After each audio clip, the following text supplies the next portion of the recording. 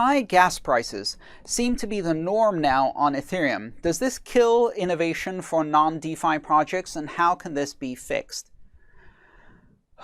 Yes, it's a problem, but it's not an unsolvable problem, and it can be fixed probably in exactly the same two ways, maybe three ways that it could be fixed in Bitcoin. So how do we fix high fees in Bitcoin? Three ways.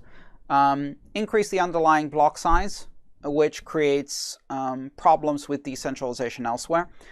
Implement various forms of sidechains, or implement a layer 2 technology, which is effectively a sidechain per payment channel kind of idea, where you have a framework for creating lots of sidechains which are payment channels. And Ethereum can do all three of these.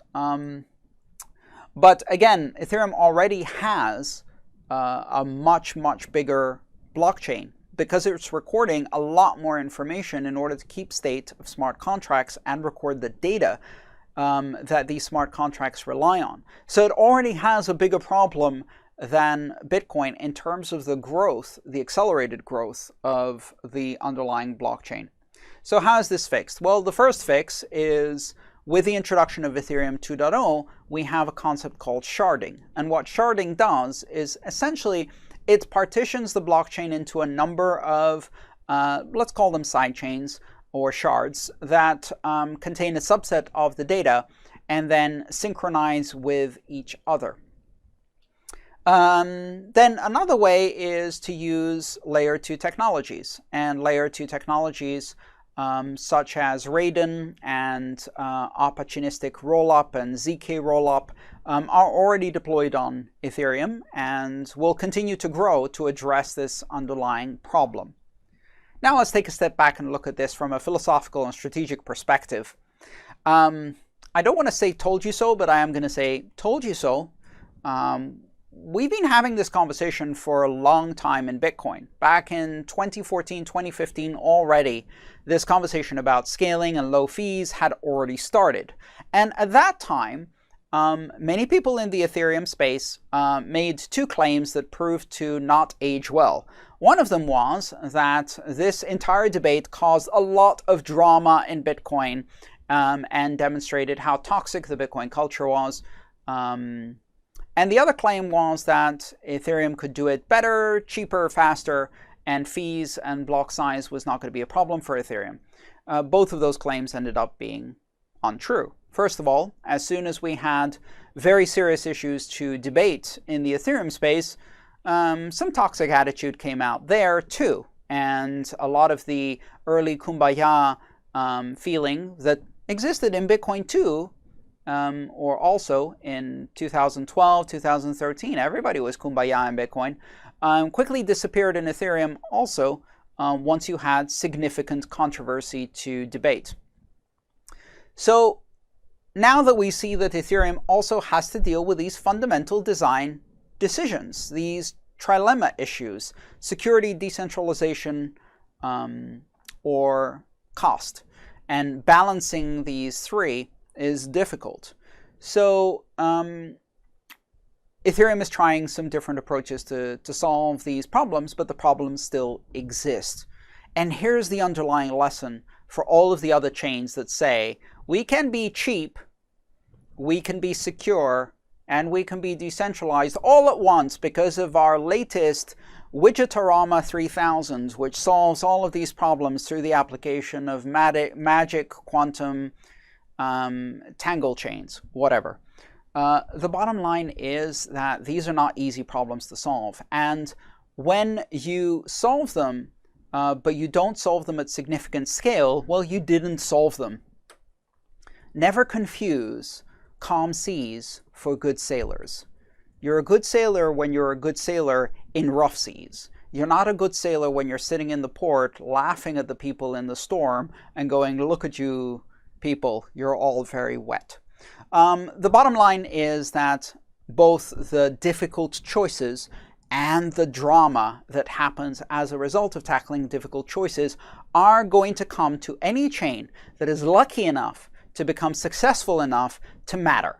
And all of those scaling issues will arrive. So the lesson from Ethereum is not really about Ethereum, because we'd already learned that with Bitcoin, and Ethereum, many people in Ethereum understood that this problem was coming. The lesson here is for many of the other systems that pretend that these problems are not there or won't happen to them, and they will. If you enjoyed this video, please subscribe, like, and share. All my work is shared for free, so if you want to support it, join me on Patreon.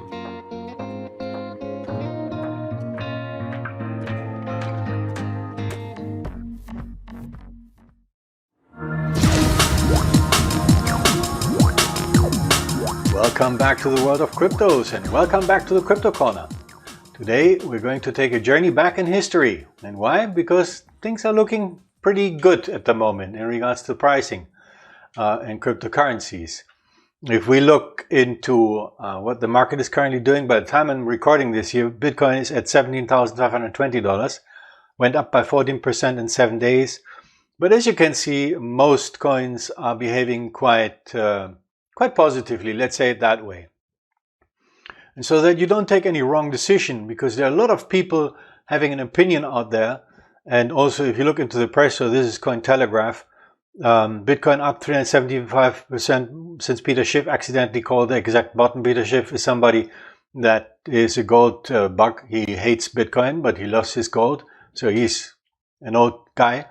The reasons why Bitcoin hit $17,000. Somebody predicts here, Smack Novogratz predicted 65,000, the price of Bitcoin. Then we had some bankers, Citigroup, predicting the price will be at 316,000.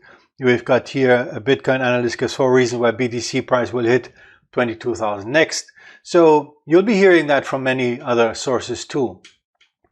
And that's why I would like to take you back in history. But as said, this is not going to be financial advice, just to be clear on this here. So this is just to show you what happened in the past. And why? Because I've been living through this here already 4 times. So let's go back. This is CoinGecko, and I clicked on the Bitcoin price and went back to 2018, December 2018. And as you can see, this is the bull market we lived through the last time. So it went up from around $800, $600 to $20,000. All-time high was at that time around $19,665. And if we look into the numbers, so this is the numbers. So this is CoinMarketCap. They did a historical snapshot, 10th of December 2017. Bitcoin went up in 7 days, 34%. Most of the other coins, as you can see, are in red. So they went down. So there was no correlation at that time that significant between when the bull market really starts between Bitcoin and the other coins. So Bitcoin was at 15,000 and Ethereum at 440. IOTA, that coin is probably not even under the top 20 any longer, was at $4. 1 week later, only 1 week later, 7 days later, Bitcoin was close to its all-time high, 19,000. Ethereum almost doubled in that week. IOTA went a little bit down, it's 8%, but you see here others like Cardano went up 360%, Litecoin 110% in 1 week. Yeah, so this is thing when things go really, really crazy. A week later, Bitcoin went already down, so it was 19,000, the all-time high. Now we're 16,400, so this is on the 7th of January. But other coins, like here, Ethereum, continued going up. Yeah, so not even close to its all-time high. I think the all-time high was around 1,400 for Ethereum. Cardano, $1. So, yeah, other coins were still growing significantly while Bitcoin was going down, because people were thinking, Bitcoin is going down, so let's invest in those old coins and make a lot of money that way. So you have to be really, really careful on where you're investing, what you do. So do your research, be very calm in what you're doing. And what I find encouraging at the moment is that this bull market that we're currently living through, I mean, as you saw, after the bull market will come a true retracement. And in cryptocurrencies, that will be around 20 to 30%. You can expect that. But what I find encouraging is if you look at Google Trends, so people that are searching for the word Bitcoin, for example, on a global basis, in 2018, that was 100%, equivalent to 100%. At the moment, we're only at 10-11%. So not a lot of people outside of our little industry are talking about cryptocurrencies.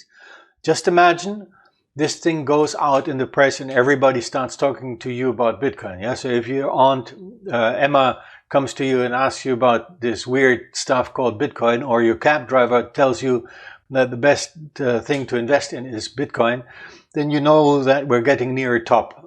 But this is just a guess. I'm not an expert. This is what happened in 2017, looking at the data on how that was last time.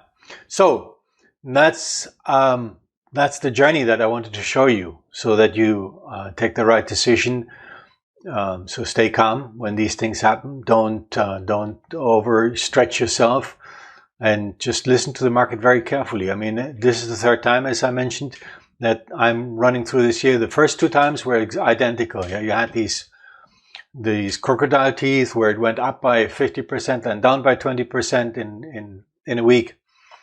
And then we had, and I also, both times I was not able to read the top market, so I miscalculated that one too, as I guess most of the people.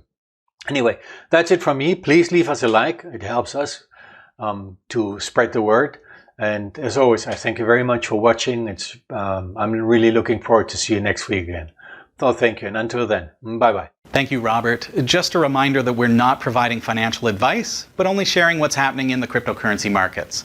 Always remember that the cryptocurrency markets are ever-changing and always volatile, so only invest what you can afford to lose.